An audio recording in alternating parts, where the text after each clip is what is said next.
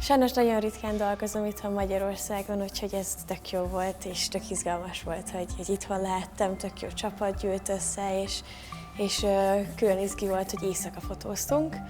Lehet, egy kicsit látszik rajta, hogy már megfáradtam, de a képek gyönyörűek lesznek.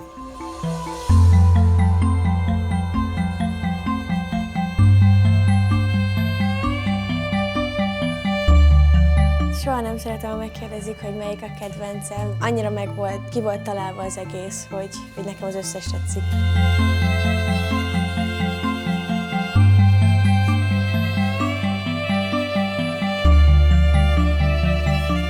Cukik voltak a nyuszik, meg a partnerem is, István, ő is nagyon jó fej volt.